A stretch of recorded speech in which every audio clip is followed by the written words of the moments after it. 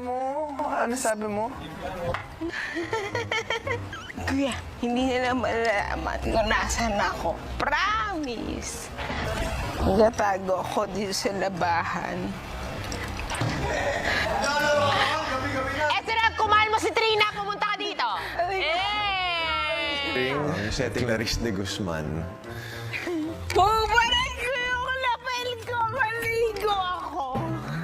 Ang housemates nilapitan na si Clarice. Yung pigilan. Pigilan ka. Okay lang. Ano sila yung lapet? Water ko lang. Tubig mo na. Ede, I love you. Water yan? Ilan ba? This is the what? Feeling ko naman sinisave niya lang ako.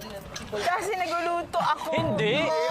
Personally speaking, love ka naming lahat. Yes! Dahil sa'yo, naging totoo, simula nung OA, wala nang tinatakutan ng mga Habang si housemates. Clarice,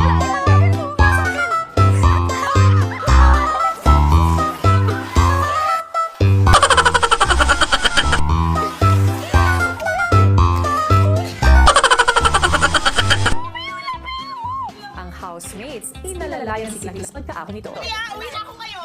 Ma, wag ma. Ma, naghapan ka lang. Sige na. Uwi na ako kayo. Ma, ano? What's wrong with? Gusto mo pakita yung mama ko? Ma, uwi na kayo dito. Hindi, ma. Mas okay ka rin pag nandito ka, ma. Gets namin natin. Sinabi niyo po kanina. Pero yung kailangan ko magluto para sa inyo kasi wala kayong kakain. Yung ulo mo, ate. Ma, hindi ka lang pagluto ma personality mo. Isa ka sa nagpapasaya dito para ka naman sirain. Bukas, unahin natin yung letter natin lang, ha? Okay? Kung naiintindihan ko bilang